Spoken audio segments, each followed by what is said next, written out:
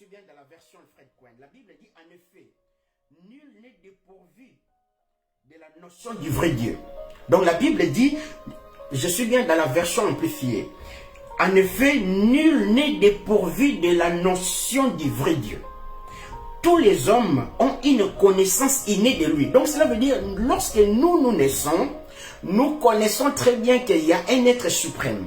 Il y a le créateur, le Dieu de l'univers. Donc même si tu peux te dire que moi je suis athée, je vais te confirmer que même dans son athée, même dans cet aspect-là d'être un athée lui-même sait savoir que Dieu existe. Je continue. Tous les hommes ont une connaissance innée de lui, lui-même l'ayant placé avec netteté dans leur cœur. Depuis la création du monde, les œuvres de Dieu parlent à la pensée et à la conscience des hommes de ses perfections invisibles. Ici, j'aimerais dire une chose. Lorsque la Bible dit dans 20e verset, à la pensée, donc cela veut dire Dieu peut nous parler dans l'âme. Là, c'est la pensée. Mais la Bible rajoute et à la conscience. Donc, cela veut dire Dieu peut nous parler dans l'esprit. Donc, cela veut dire même si tu es un fou, lorsque Dieu t'appelle, l'appel de Dieu a la capacité de faire sortir le Dieu qui habite dans cet appel. Donc, je m'explique encore à nouveau. Lorsque Dieu t'appelle, Dieu se cache dans son appel. Et dans cet appel-là, Dieu donne une capacité que l'homme puisse comprendre que son créateur l'appelle. Amen. Donc ici, nous comprenons que tu peux recevoir l'appel de Dieu dans ta chambre. Tu peux recevoir l'appel de Dieu dans une église. Tu peux recevoir l'appel de Dieu dans une salle de bain. Tu peux recevoir l'appel de Dieu dans une cuisine. Tu peux recevoir l'appel de Dieu sur un lit de l'hôpital. Tu peux recevoir l'appel de Dieu après avoir vécu un accident. Tu peux recevoir l'appel de Dieu à peine s'échapper de la mort. Tu peux recevoir l'appel de Dieu même si tu étais bouddhiste, même si tu étais sorcier. Mais l'appel de Dieu a la capacité de te parler. Donc ici, on comprend une chose, que l'appel de Dieu, on la reçoit pas seulement à l'église. Donc Dieu met en nous, lorsque nous naissons, dans notre conscience, donc dans notre esprit, car souvenons-nous que la conscience c'est l'une des facultés de l'esprit. Donc Dieu nous parle par la conscience. Imaginons, lorsqu'on était encore des païens, où on voulait commettre quelque chose inadmissible, aller voler. Qu'est-ce que l'homme fait? L'homme lorgne gauche à droite pour voir si quelqu'un est en train de remarquer cet acte mauvais qu'il est en train de commettre. Donc cela veut dire en nous-mêmes, nous disons que non, cet acte que je vais commettre, cet acte de vol, c'est un acte méchant. C'est un acte inadmissible. Donc je dois veiller à gauche et à droite pour voir si on ne me remarque pas, si on ne me surveille pas, afin de commettre cet acte-là. Donc cela veut dire en nous, les enfants de Dieu, on a la conscience de ce que je fais est bon, ce que je fais est mal. Donc Dieu l'a placé en nous. C'est ainsi, les gens qui n'ont pas reçu Christ, ils ne seront pas sauvés, mais ils seront jugés par leur conscience. Donc Dieu a mis que les gens qui n'ont pas reçu Christ, les gens qui n'ont pas entendu Christ, eux seront jugés par la conscience que Dieu a mis dans leur cœur. Nous comprenons ça. Donc l'appel de Dieu, on peut les recevoir partout. Maintenant, la question d'aujourd'hui, c'est quoi l'appel de Dieu par définition? L'appel de Dieu est quelque chose qui vient de Dieu, qui prend la forme visible ou palpable. Donc nous comprenons que l'appel de Dieu ici, c'est quelque chose, nous devons savoir que lorsque Dieu a dit dans Genèse, faisons l'homme à notre image, Dieu, il n'a pas pensé à ce moment-là. La Bible dit, nous avons été connus de lui. Donc, ce que Dieu a dit dans Genèse, que faisons l'homme à notre image, il était en train d'accomplir sa propre pensée. Nous comprenons cela. Donc, Dieu, lorsqu'il dit, faisons l'homme à notre image, Il est en train d'accomplir sa pensée éternelle. Donc nous comprenons que l'appel de Dieu, c'est quelque chose qui est dans l'éternité. L'appel de Dieu, nous les recevons dans l'éternité. Car n'oublions pas, c'est dans l'appel de Dieu où il y a ton ministère, c'est dans l'appel de Dieu où il y a les dons, c'est dans l'appel de Dieu où il y a tout. Donc, dans l'appel de Dieu englobe tout. L'exercice de ton ministère du point A jusqu'au point B, ça se trouve dans ton appel. Mais aujourd'hui, quand tu entres dans une assemblée, tu entends tout le monde, moi je suis appelé, moi je suis appelé. Mais parfois ça me choque. Parfois ça me choque, tout le monde lorsqu'il entend seulement que moi je suis appelé, dans sa tête directement il met que moi je serai un pasteur, Dieu m'appelle à être un pasteur. Dieu m'appelle à être évangéliste. Dieu m'appelle à être docteur. Dieu m'appelle à être un apôtre. Mais nous devons savoir que Dieu appelle aussi les gens pour la complémentarité. Dieu nous appelle pas seulement à devenir les 5 ministères qui sont dans Ephésiens 4 et 11. Ici, je parle d'abord de l'appel global. Dieu ne nous appelle pas d'abord de devenir les ministres. Dieu nous appelle à devenir les enfants de Dieu. Lisons Jean 1, 12, 13. La Bible dit, à tous qui l'ont reçu, à tous qui ont cru à son nom, il leur a donné le pouvoir de devenir enfants de Dieu. Non, il ne leur a pas donné le pouvoir de devenir un pasteur. Il ne leur a pas donné le pouvoir de devenir un apôtre, un évangéliste ou non. Il leur a donné le pouvoir de devenir enfants de Dieu. Tel complété avec Ephésiens 4 et 11. Or, Ephésiens 4 et 11 dit, il a donné à tel frère. Il a donné aux certains frères. Donc cela veut dire, nous comprenons que l'appel de Dieu est d'abord de devenir son enfant par Jésus-Christ. Il a donné aux certains frères les dons d'être un apôtre, prophète, évangéliste, docteur ou enseignant, pasteur ou berger. Donc nous comprenons que Dieu ne nous appelle pas d'abord dans cet appel qui est dans Ephésiens 4 et 11. Là c'est l'appel spécifique, on en parlera. Mais Dieu nous appelle d'abord dans l'appel global. Nous tous, nous devons former le corps du Christ. Dieu nous appelle à former le corps du Christ. Or, en formant le corps du Christ, tu ne peux pas former le corps du Christ sans pour autant être en Christ. Or, tu ne peux pas être en Christ sans pour autant être un enfant de Dieu. Nous comprenons ça. Jérémie 1,5. Que Dieu nous dit, que Dieu nous bénisse. Lisons Jérémie 1,25. Jérémie 1,25. Alors, on a commencé cet enseignement sur l'appel. Ça va durer pas mal de jours ou pas mal de mois ou pas mal de semaines selon la manière dont le Seigneur va nous conduire. Lisons Jérémie 1,5. Avant de t'avoir formé dans les seins de ta mère, je t'ai choisi. Nous devons comprendre ici. La Bible dit, Dieu dit à Jérémie, avant de t'avoir formé dans les seins de ta mère. Donc cela veut dire, ici on parle, voire même pas déjà de la naissance de Jérémie. On parle d'abord dans l'étape de fœtus. Donc Jérémie est encore peut-être dans le sens des spermatozoïdes. Amen. Donc Jérémie, la Bible dit, avant de t'avoir formé dans les seins de ta mère, je t'ai choisi. Donc, on comprend ici que Dieu n'a pas choisi Jérémie dans le ventre de sa mère. Dieu a choisi Jérémie dans l'éternité. J'aime un pasteur qui dit, c'est les gens qui vont entrer au royaume, ce sont des gens qui viennent du royaume. Ça, j'aime bien. Donc, on comprend que même l'appel de Jérémie a été choisi déjà dans l'éternité. Et on ne peut pas faire devenir quelqu'un pasteur. Non, détrompons-nous.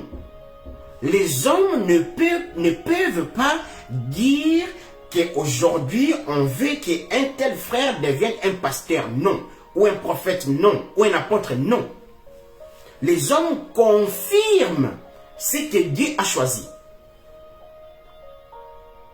Or, lorsque les hommes confirment, on voit l'exemple de l'apôtre Paul dans l'Acte des Apôtres 13. On dit dans l'église des Antioches, il y avait des prophètes, il y avait des enseignants, ceux qui avaient les dons d'enseigner, ou les prophètes, ceux qui étaient aussi dotés des dons de parler de la de la part de Dieu. Et on cite les noms, mais on dit pendant qu'ils rendaient culte à leur ministère, le Saint-Esprit a dit, mettez-moi Paul et Barnabas pour l'œuvre à laquelle je les ai appelés. Actes des apôtres 13. Donc cela veut dire, le Saint-Esprit, Dieu les avait déjà appelés. Pas Dieu les appelle, non. Dieu les avait déjà appelés. Dieu conjugue cette phrase-là au passé. Il dit, mettez-moi Paul et Barnabas pour l'œuvre à laquelle je les ai appelés. Maintenant, les hommes confirment. Et c'est ainsi, on imposa les mains sur Paul et Barnabas. Et on voit la mission de Paul qui prit un autre sens plus en plus fié. Amen. Donc, on comprend que l'appel de Dieu, comme je t'ai dit, l'appel de Dieu, on ne les reçoit pas au présent. L'appel de Dieu, ça se trouve au passé, voire même pas au passé, c'est dans l'éternité. Comme Dieu dit à Jérémie, dans Jérémie 1,5, j'ai été choisi avant le ventre de ta mère. Donc Dieu ne nous choisit pas dans le ventre de nos mères, mais Dieu nous choisit dans son éternité. Maintenant, lorsque nous entrons sur la terre, et là maintenant, des circonstances peuvent faire que les gens puissent voir que non, ici, cet homme-là ne va pas immerger. Mais Dieu, puisqu'il avait déjà décidé que cet homme me servira, que cet homme sera mon serviteur, Dieu accomplit toujours son destin. Amen.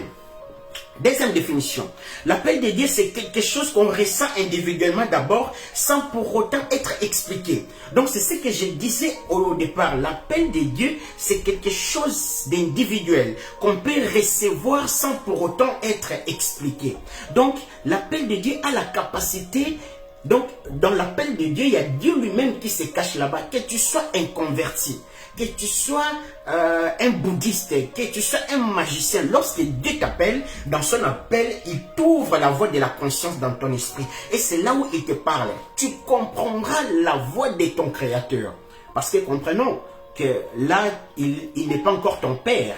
Il devient ton Père lorsque tu le reçois en Christ. Mais lorsqu'il t'appelle, tu n'as pas encore accepté cet appel et dans ces moments-là, tu es encore la créature. Mais la créature connaît toujours son Créateur. Amen. Prenons l'exemple de l'apôtre Paul dans l'Acte des Apôtres 9. Je suis bien cette fois-ci dans la version Summer. Donc Acte des Apôtres 9, versets 3 à 9. Il s'est dirigé donc vers Damas et approchait déjà de cette ville, quand soudain il fut environné d'une lumière éclatante qui venait du ciel. Il tomba à la terre et entendit une voix qui lui disait, « Saul, Saul, pourquoi me persécutes-tu? Qui es-tu, Seigneur? » demanda-t-il. « Tu persécutes. » La voix reprit, « Je suis moi, Jésus, tu persécutes, mais relève-toi. Entre dans la ville, et là, on te dira ce que tu dois faire. » Ses compagnons du voyage restèrent figés sur place, muets de stupeur. Ils entendaient bien la voix, mais ils ne voyaient personne. Saoul se releva de terre, mais il avait beau ouvrir les yeux, il ne voyait plus. Il a fallu le prendre par la main pour le conduire à Damas. Nous connaissons tous cette histoire. L'apôtre Paul, avec une lettre pour persécuter les chrétiens. Et lorsqu'il entra, ou soit à l'entrée de la ville de Damas, c'est là où il croise Christ. Nous devons savoir que l'apôtre Paul a été enseigné par Gamaliel. L'apôtre Paul, nous devons savoir, il était pharisien. Nous devons savoir de l'apôtre Paul, il faisait partie aussi du judaïsme. Le judaïsme qu'on est en train de voir aujourd'hui, qui monte, qui fait la confusion dans l'église de Dieu vivant. Et ce judaïsme où on pratique des choses un peu compliquées, on pratique des choses qui n'est plus de Dieu. Et l'apôtre Paul faisait partie de ce genre de choses. Donc l'apôtre Paul savait tous ces genres de choses. L'apôtre Paul maîtrisait les Écritures. L'apôtre Paul, j'ai bien dit, il maîtrisait les Écritures, mais il n'avait pas la révélation de ces Écritures-là. Mais lorsqu'il a croisé celui dont on appelle la parole, Car nous devons savoir que les Écritures sans l'Esprit sont que des Écritures et ça donne la mort. Mais les Écritures avec l'Esprit donnent la vie qui est la parole. Nous devons savoir que pour qu'une Écriture puisse devenir la parole, il faut que cette Écriture-là puisse être saisie de l'Esprit. La Bible se limite, dans ma version, ce que j'utilise ici, les canoniques, il y a 66 livres. Et ça se limite aux 66 livres. Là, ce sont des Écritures. Mais la parole de Dieu ne se limite pas de Genèse à l'Apocalypse. La parole de Dieu, c'est lorsque tu entres dans l'Écriture et tu entres dans la dimension infinie. J'ai bien dit, les Écritures commencent de Genèse à l'Apocalypse. Mais la parole de Dieu ne subit pas les temps. La parole de Dieu ne subit pas ces livres. La parole de Dieu ne subit pas les commencements de Genèse et les débuts de la parole et les débuts de l'Apocalypse. Mais la parole de Dieu est infinie. Amen. Donc, l'apôtre Paul avait la connaissance. L'apôtre Paul connaissait l'alliance mosaïque. L'apôtre Paul connaissait l'alliance noamique. L'apôtre Paul connaissait l'alliance adamique. L'apôtre Paul connaissait l'alliance abrahamique. L'apôtre Paul connaissait aussi l'alliance davidique. Mais il lui manquait une alliance qui était la meilleure alliance. L'apôtre Paul connaissait les sacerdoces aaroniques ou les sacerdoces lévitiques. L'apôtre Paul croyait travailler pour Dieu. Au même moment, ce chapitre nous dit dans l'Acte des Apôtres 9, du 3 au 9, lorsqu'on lui donna la lettre pour aller persécuter les chrétiens, c'est là où il voit l'appel de Dieu. Dieu l'appelle. Et Jésus-Christ se manifeste par lui. Mais remarquons une chose. Lorsque l'apôtre Paul a croisé Christ, il est devenu aveugle. Amen. Prenons un autre exemple. C'est quoi l'apôtre? C'est quoi l'appel de Dieu? C'est lorsque Dieu, créateur, vient à la rencontre de sa créature pour accomplir une mission.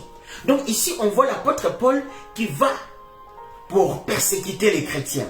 Mais Dieu maintenant créateur, parce que nous devons savoir que lorsque l'apôtre Paul voulait entrer en Damas, il n'était pas encore un enfant de Dieu. L'apôtre Paul était créature de Dieu. Donc cela veut dire, dans ces moments-là, notre Dieu qui est le Père, il n'était pas le Père d'apôtre Paul. Il était le créateur d'apôtre Paul. Et la Bible dit, voire même lui-même dans sa conscience, il a reconnu. Qui es-tu, Seigneur? Il pouvait dire, qui es-tu? Mais il a dit, qui es-tu, Seigneur? Qui suppose un être supérieur. Amen. C'est par là qu'on comprend, dans cette définition, l'appel de Dieu, c'est lorsque Dieu créateur vient à la rencontre de sa créature pour accomplir une mission. Nous savons tous l'appel de l'apôtre Paul. Dieu l'a appelé pour aller évangéliser les incirconcis. Nous devons savoir que lorsque nous parlons des païens, en réalité, nous aussi, nous sommes des païens. Et si nous sommes justifiés, et si nous sommes circoncis par le cœur, et si nous sommes circoncis au moyen de la foi, c'est par cet évangile que Christ s'est révélé par l'apôtre Paul. Donc si aujourd'hui, moi, je suis devant vous pour vous parler de cette bonne nouvelle, c'est parce qu'il a plu à Dieu de se manifester à Paul, afin que Paul puisse répondre cette bonne nouvelle dans le nom puissant du Seigneur Jésus-Christ. Lisons 1 Samuel 9. Nous connaissons tous cette histoire. C'est une belle histoire de Saül. Et je ne sais pas, dans cette histoire, le père de Saül, qu'est-ce qu'il avait mérité pour perdre ses ânesses. Amen. Vous savez, Dieu est capable, lorsqu'il t'appelle, il est capable de créer des circonstances. J'ai bien dit. Lorsque Dieu t'appelle, il est capable de créer des circonstances négatives ou des circonstances positives. Et lorsqu'on n'a pas aussi le discernement, on peut se tromper. Un prophète peut aussi dire que des choses qui t'arrivent, moi je pense que tu as des choses. Moi je pense que tu as fait des choses et Dieu te frappe. Mais Dieu dans sa grâce ou dans sa splendeur veut que ces choses puissent se manifester. Donc nous comprenons que lorsque Dieu t'appelle, il va utiliser plusieurs systèmes. On a vu avec l'apôtre Paul, comme j'avais dit au départ, que Dieu peut t'appeler partout. Et ici on est en train de voir l'histoire de Saül. Un jeune homme, Saül. Nous sommes bien dans 1 Samuel 9.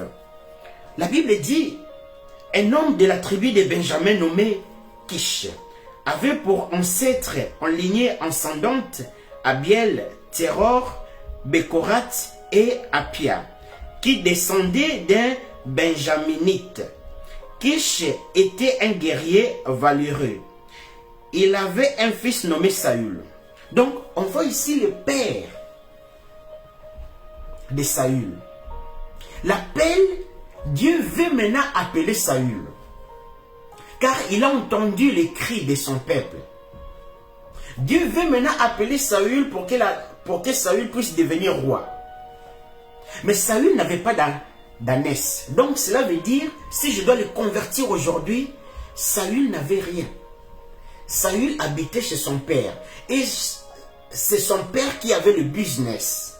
Vous imaginez aujourd'hui le père de Saül, Kish, et Dieu veut appeler son enfant. Du coup, Dieu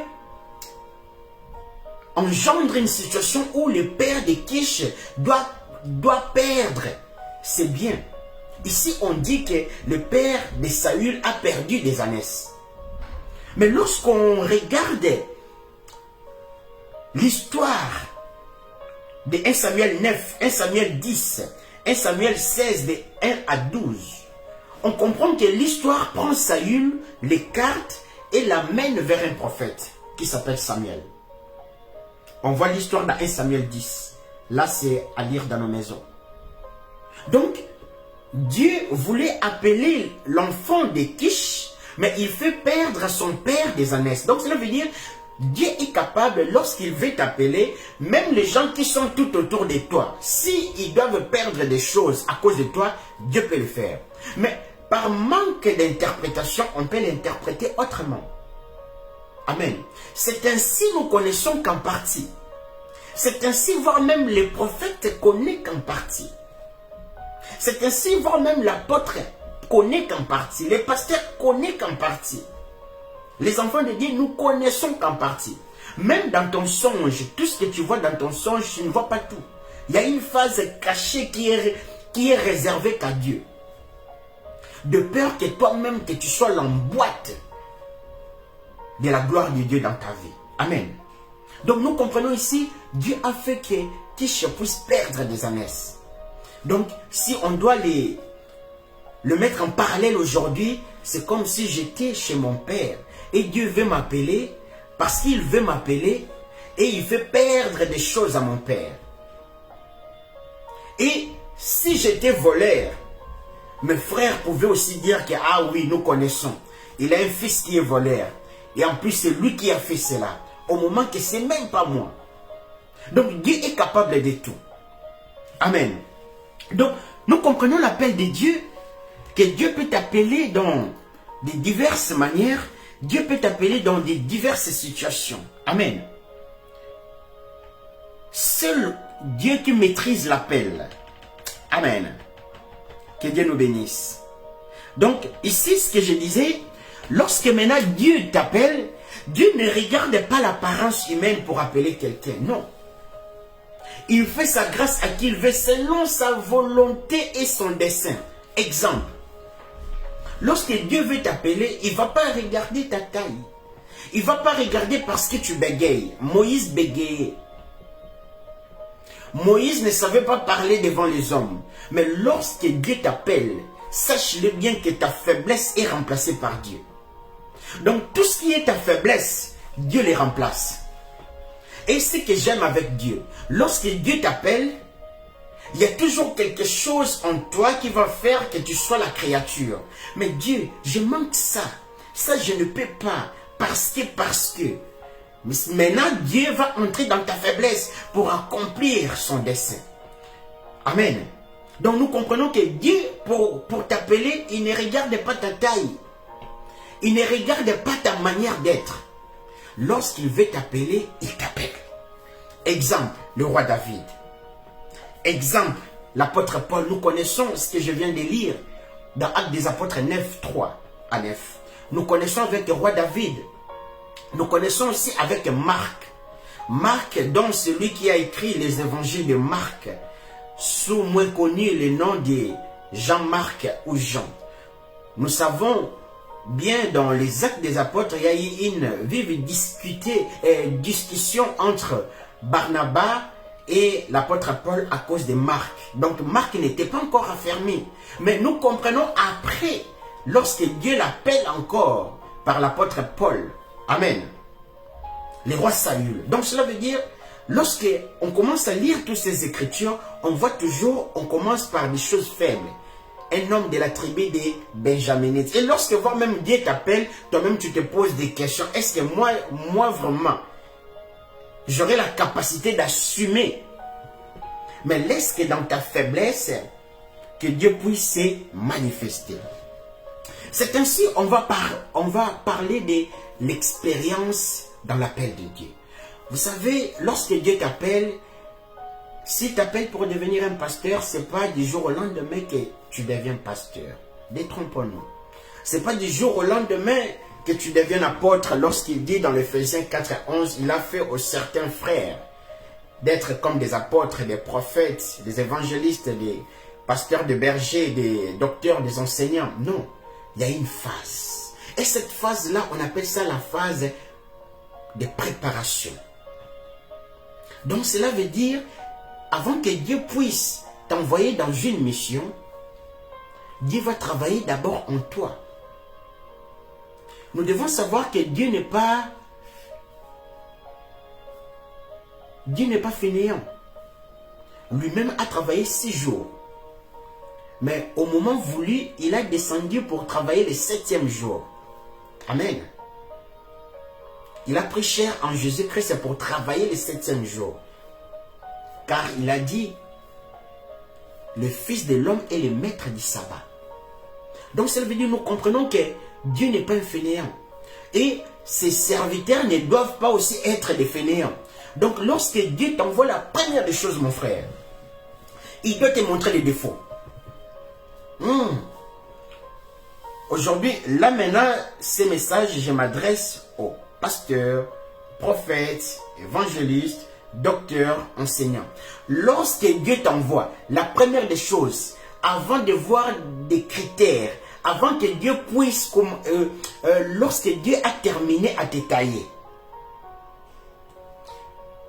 Dieu doit te montrer la chose qui ne va pas.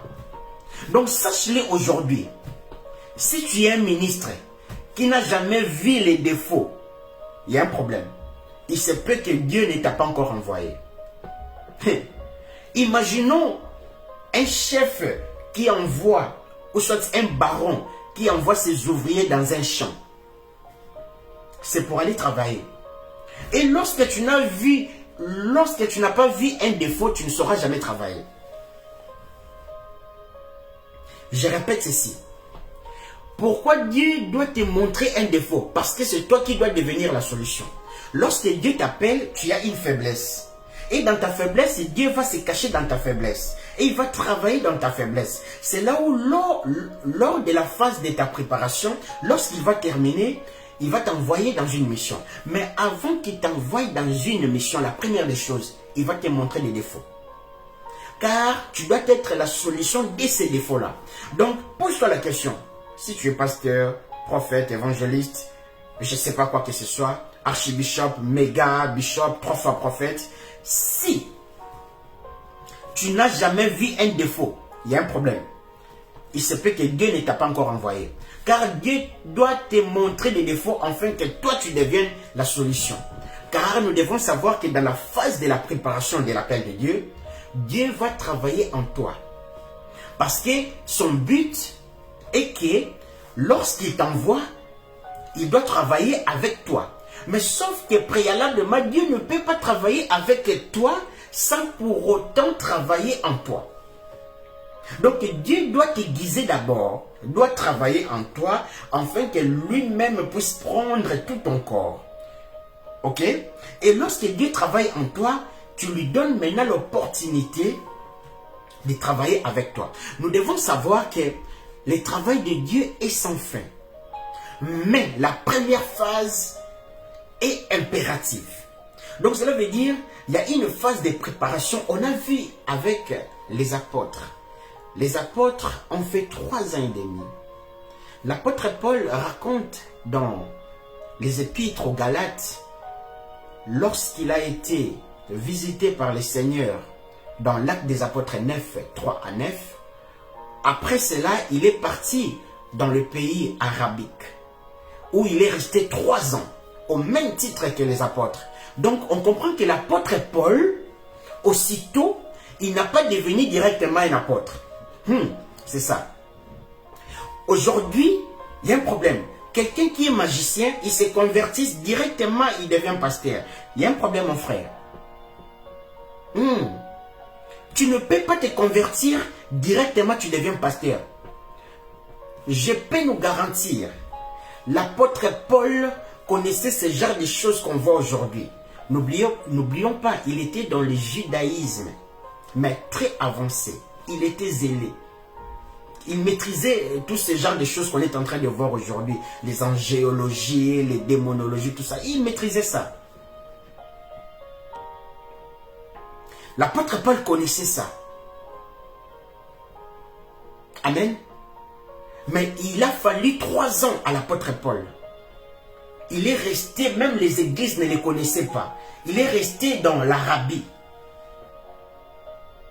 Il est resté 3 ans, au même titre que les apôtres. C'est là où Dieu l'a forgé. Donc, nous comprenons aujourd'hui, si vous voyez quelqu'un qui était magicien, directement il devient prophète, pasteur, il y a un problème, mon frère.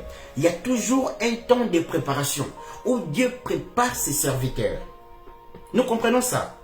Donc Dieu, dans cette phase de préparation, il ne travaille pas d'abord avec toi, mais il travaille en toi, afin de détruire tout ce qui n'est pas de toi.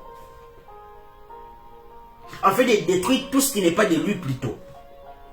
Amen. Donc, nous comprenons ça très important.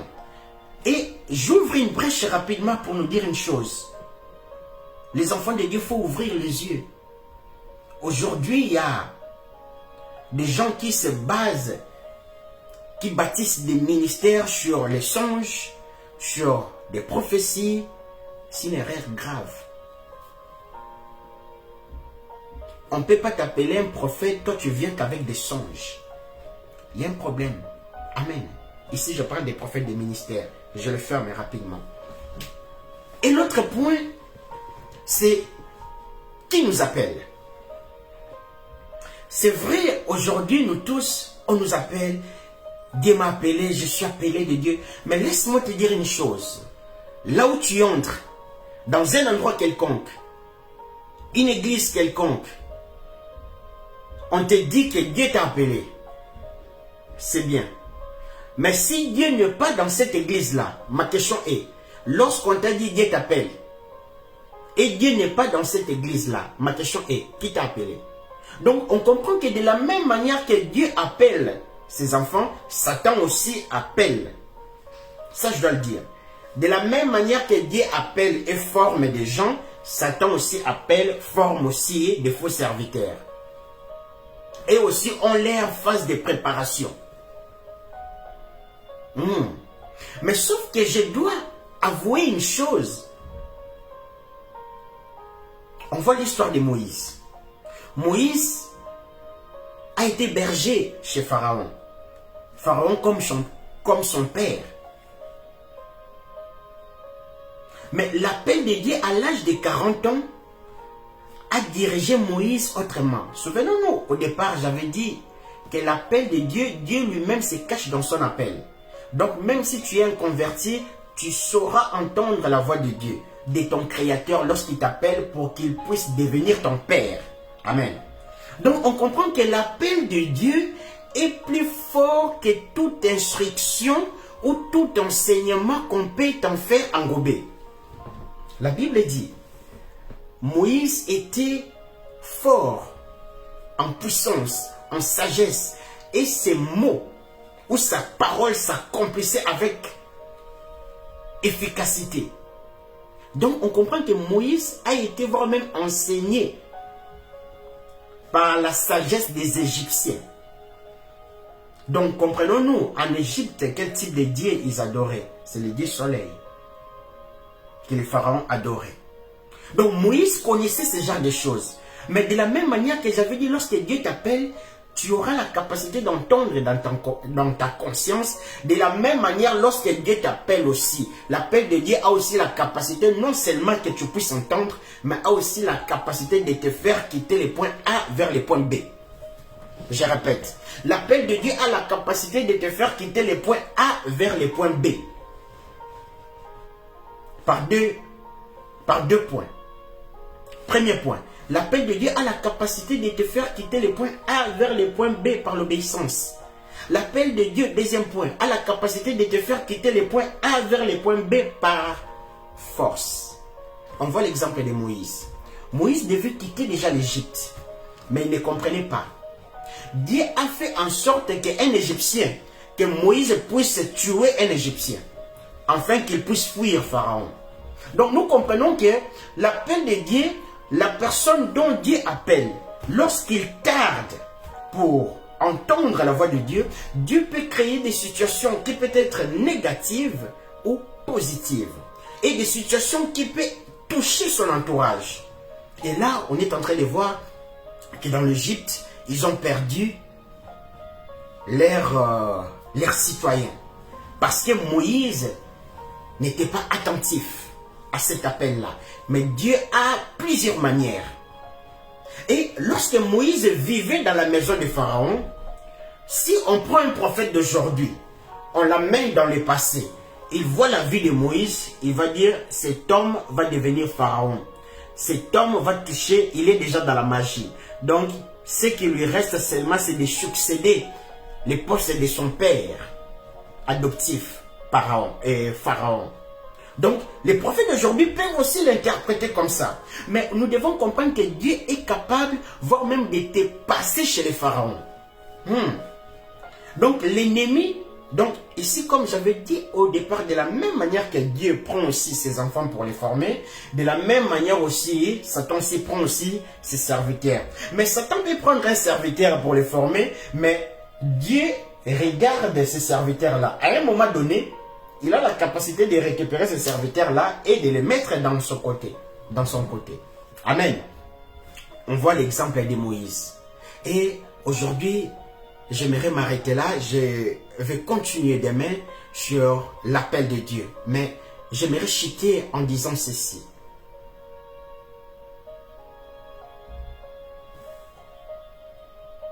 Lorsque Dieu t'appelle, il est capable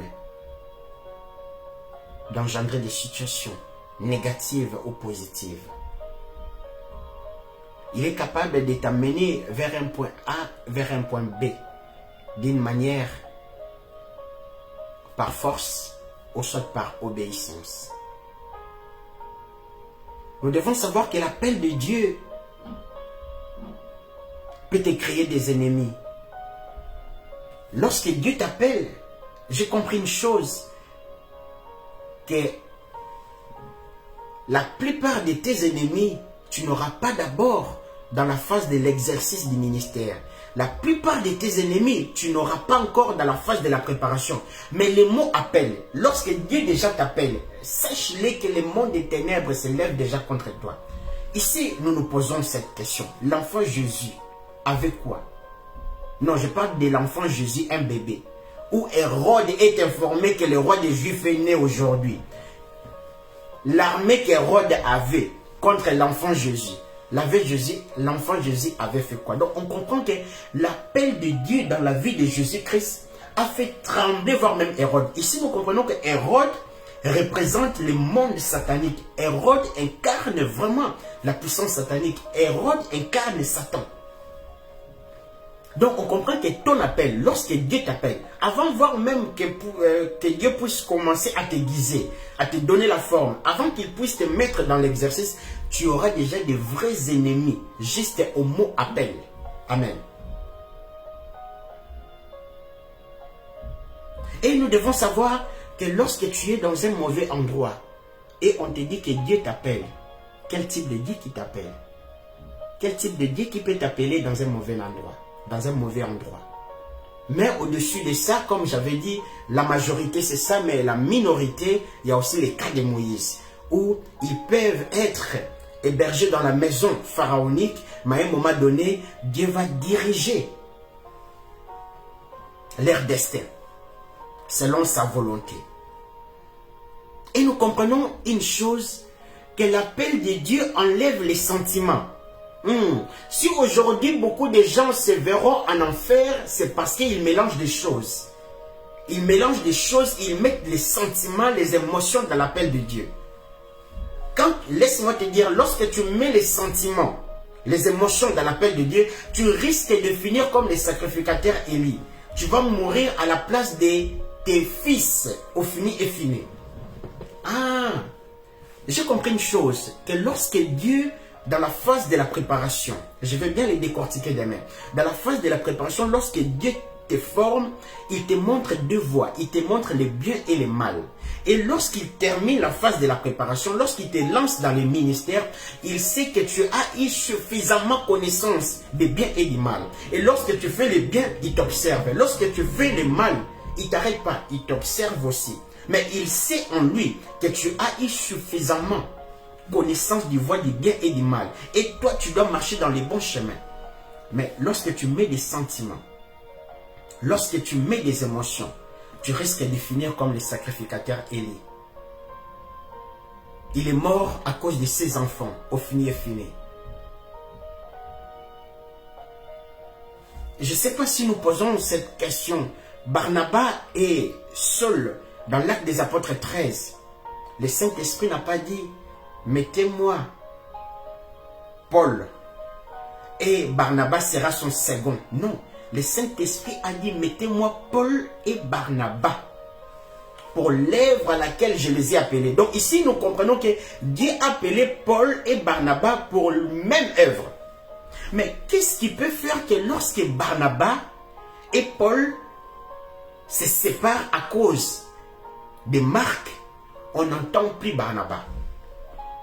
Vous savez, il y a plusieurs raisons. On peut dire aussi que Barnabas, c'est vrai, était le cousin de Marc. C'est vrai que Marc leur a peut-être abandonné dans leur premier voyage. C'est ainsi que Barnabas a voulu peut-être, par liaison de sang, prendre la part aussi de son cousin. Mais nous ne devons pas oublier que le même Barnabas qui a voulu prendre la part, peut-être, de Marc, c'est le même Barnabas aussi que la Bible témoigne avait un grand cœur. Et c'est le même Barnabas aussi qui est parti prendre cet apôtre Paul, l'a ramené vers les apôtres. C'est lui qui l'a présenté devant les apôtres. Il avait un grand cœur. Mais comment, lorsque l'apôtre Paul et l'apôtre Barnabas s'est séparé, la mission de l'apôtre Barnabas est finie. Donc cela veut dire, dans les choses de Dieu, tu ne peux pas mettre les sentiments. Tu ne peux pas mettre tes émotions, mon frère. Dans les choses de Dieu, arrête sentiments. De toute façon, lorsque Dieu t'appelle, Dieu ne t'appelle pas, Dieu t'appelle à subir sa volonté. Or, ce qui dit la volonté de Dieu, c'est de supprimer ta propre volonté. Or, lorsqu'on supprime ta propre volonté, on supprime tes désirs, on supprime tes émotions, on supprime ta manière de voir les choses. Ta nourriture devient la volonté de Dieu. Ce que Jésus-Christ dit dans Jean 4, avec l'histoire de la femme samaritaine. Dieu, lorsqu'il t'appelle, lorsqu'il t'envoie dans une mission, tu subis la volonté de Dieu. Or, la volonté de Dieu ne veut plus que tu puisses commencer à commettre des choses par des émotions.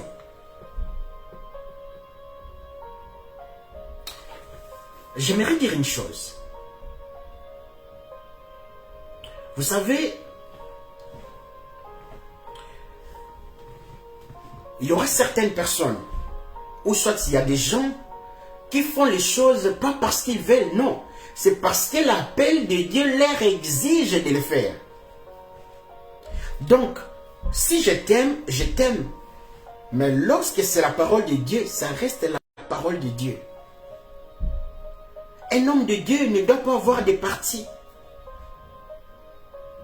Il y a un adage qui disait, l'église est au milieu du village. Mais si aujourd'hui on doit chercher cette église qui est au milieu du village, on aura un sérieux problème. Combien de sentiments entre nous? Combien des émotions? Au lieu de faire la volonté de Dieu, on commence à faire la volonté des hommes. Nos regards sont tournés vers les hommes de Dieu, au lieu que nos regards puissent être tournés que vers Christ. Parce qu'on a oublié une chose. Dieu ne nous appelle pas d'abord à être un prophète. Dieu ne nous appelle pas d'abord à être un pasteur. Mais Dieu nous appelle au-dessus de tout. C'est l'appel qui dépasse tous les appels. C'est être un enfant de Dieu. Jean 1, 12 à 13. Que Dieu nous bénisse. C'était votre frère Shirley. Si Jésus-Christ ne revient pas, à nous revoir encore demain sur Facebook à 16 h. On va continuer notre thème sur l'appel de Dieu. À nous revoir demain sur Facebook, YouTube, page Célébration Jésus-Christ YouTube, sur TikTok, sur WhatsApp. Et n'oubliez pas, s'il y a des questions, il suffit juste de les mentionner et on va répondre, on fera mieux de répondre à vos questions. Que Dieu nous bénisse. Père éternel, je bénis ton Saint-Nom, je rends ton Saint en gloire. Béni soit ton Saint-Nom. Merci pour tes bienfaits, ta grâce faite. Merci pour ta compréhension. Père éternel, laisse que l'appel que tu nous appelles, Père éternel, puisse prendre chair dans nos vies. Laisse que, Père éternel, que toute la jeunesse que tu appelles, Père, qu'ils puissent entendre cette voix de la conscience. Père éternel, laisse qu'on puisse enlever tout sentiment, tout désir qui peut faire le mélange entre ta volonté et nos pensées. Que tout cela soit détruit dans le nom puissant de Jésus-Christ. Laisse que ta volonté prime dans nos vies. Laisse que la jeunesse puisse expérimenter les réveils dans le nom puissant de Jésus-Christ. Amen.